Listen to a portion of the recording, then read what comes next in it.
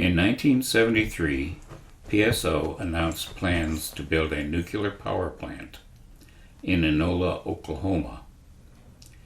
Carrie Dickerson started researching what this would mean to her community and grandkids. She quickly established that this would not be a good neighbor. As she started legal intervention, CASE, Citizens for Safe Energy, was formed. We raised funds to hire lawyers, raffles, donations, and several hand-sewn quilts. We would show up to the hearings with one or two lawyers, NRC and PSO with several each. We could sign up to speak for 5 minutes. These hearings were designed to let us complain, but not stop the plant from being built. On February 16, 1982, PSO suspended construction on the Black Fox nuclear power plant. Everyone was delighted, especially Carrie. To the best of my knowledge, this is the only nuclear plant to be stopped by civilian intervention in the history of the world. On October 7, 1978, 339 people from the Sunbelt Alliance did an occupation/civil disobedience of the partially constructed Black Fox nuclear power plant. The plant was 23 miles from downtown Tulsa and sitting on a minor fault line. At the time, we had the largest occupation and most peaceful instead of riot police, dogs, tear gas, water cannons, and etc. We were met by 4 unarmed deputy sheriffs from Rogers County. We came over the fence on homemade ramps so we would not do property damage. Another first was that we were allowed to go to the core site, the center of the complex where they were going to put the cancer into the body of our mother. The hard hats watched us from atop their machines and complained loudly that we couldn't stand there at the fence and sing America the Beautiful and cry. They complained that that was their song.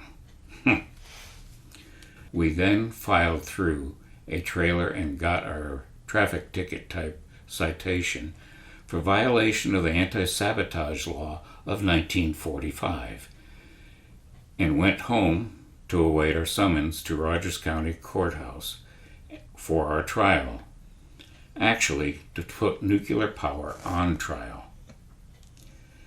Ethel Edwards and our lawyers were the only people to show up for our arraignment. The judge ruled that we had not been sufficiently warned that we were breaking the law.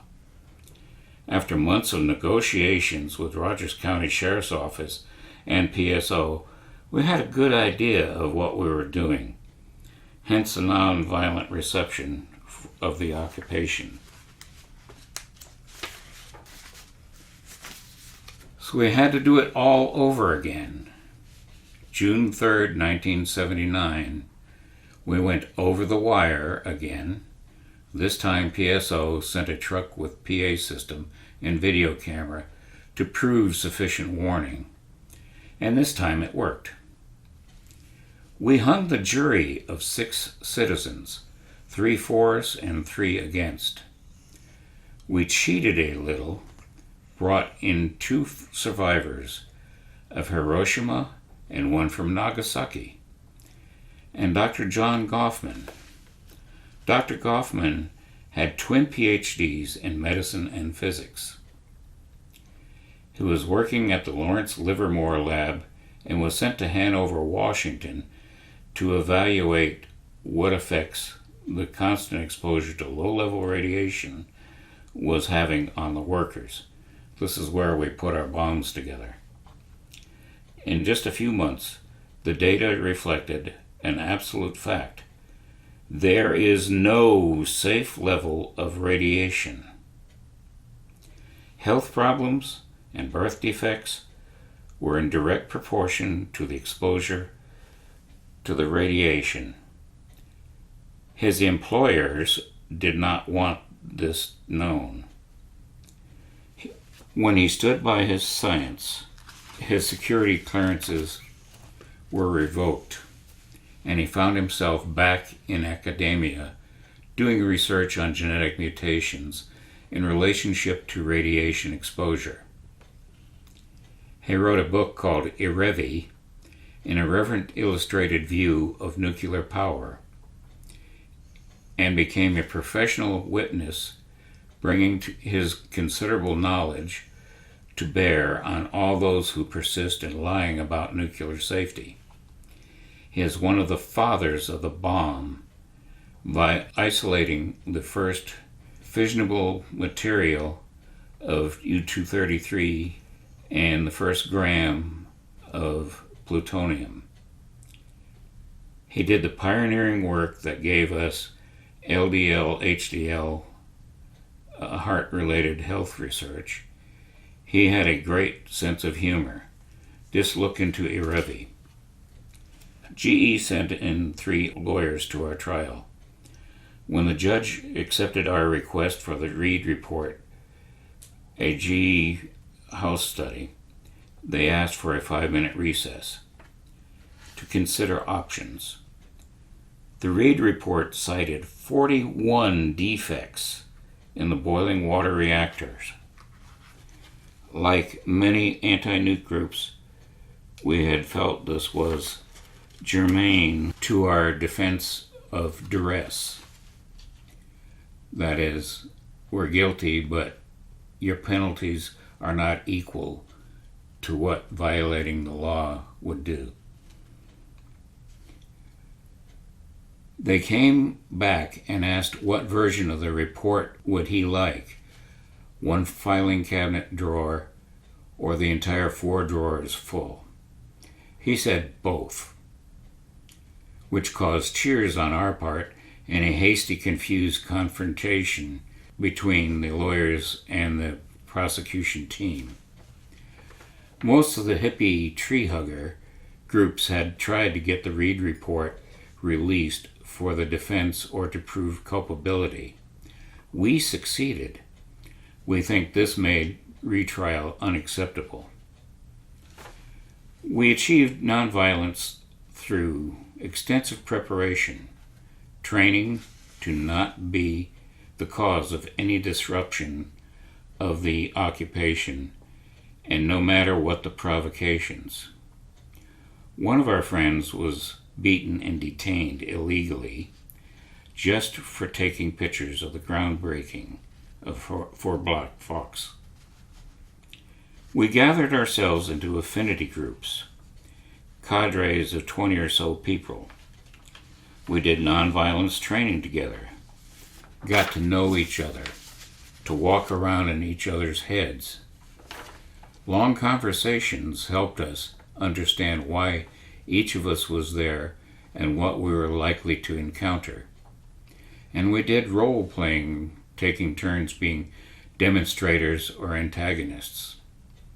Turn by turn, we got solid in our resolve and into the humans who would oppose us. No demonization, no halos. I was part of the Sunpath Harmony group. One conversation I said, I didn't know if I could sit by if they started getting rough with Kate. She was about 7 months pregnant. This little lady got up in my face and demanded, "Who are you to get between me and my child and whatever they choose to do?" Trimmed me off at the ankles, it did. Changed my attitude real quick. Other occupations had been met with riot-controlled police and etc. Through the Sunbelt Alliance, the negotiations with PSO and the Rogers County Sheriff's Department, we had a quick walk through the woods, a brief prayer and song at the core site, and another walk through the trailers to get a traffic type ticket for criminal trespass. And then we went home. The custodians of the earth, the Native American community, also had a huge part in Black Fox's demise. Frank Thomas not only occupied with us, he led us with the sacred pipe ceremony and started sweat lodge ceremonies. Andy and Maggie Studi opened up their hearts, home, and land to hold sweats. At New Moon, for years, all kinds of people gathered together before sunrise to participate. Summer or winter, fair or foul weather. We met and humbled ourselves and sacrificed in the old way. Under Frank or Jay, White Cloud, or Andy, we braved, prayed, sang, and endured great heat, 4 rounds before sunrise. One February, only a handful of us sweat hogs showed up. It was so cold it couldn't snow. Stinging ice particles pelted us as we stripped appropriately to go in.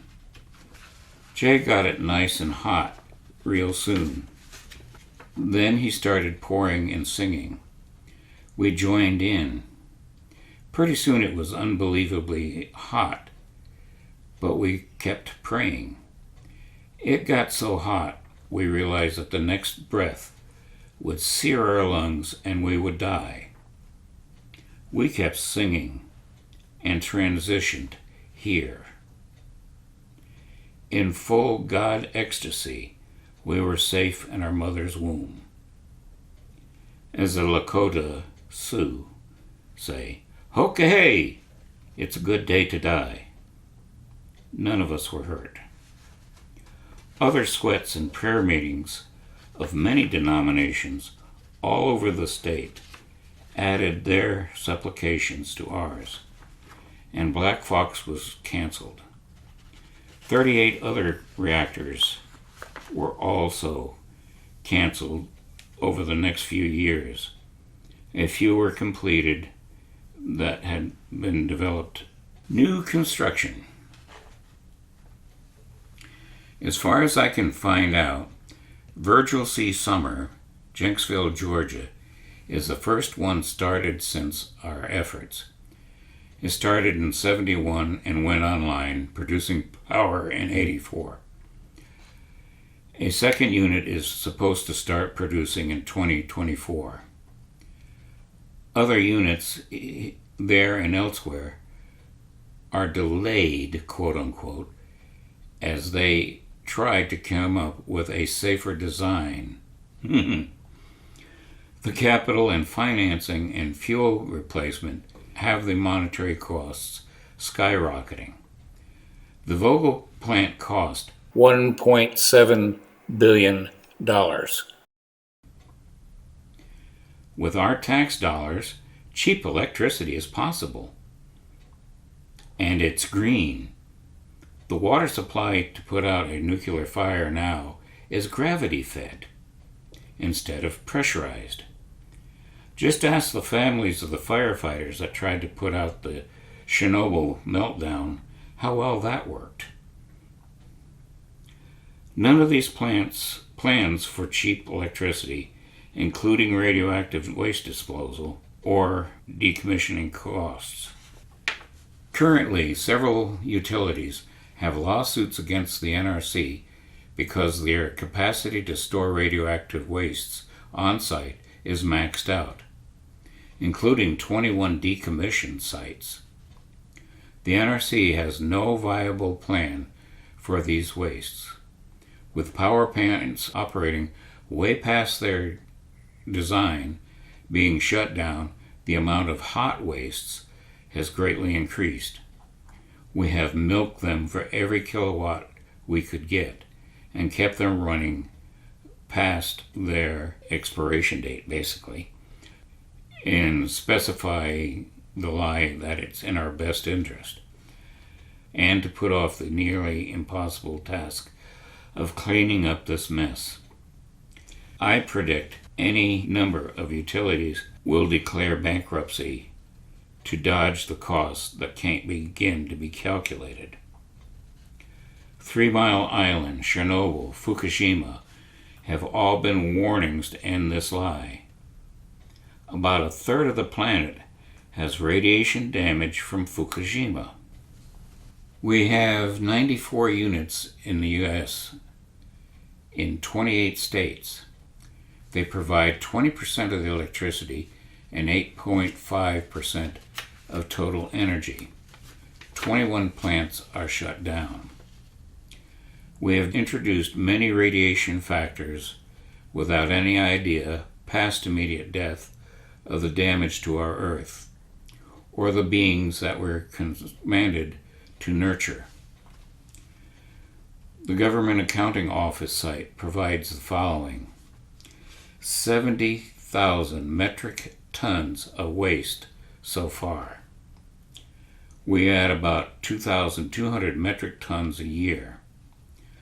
Weapons and defense have yielded another 13,000 metric tons of spent nuclear fuel rods and other high-level waste. And this is before we add massive amounts from decommissioning any plants. We have to consider 7 generations yet unborn. With a few other concerns on our plate, I still say, no nukes.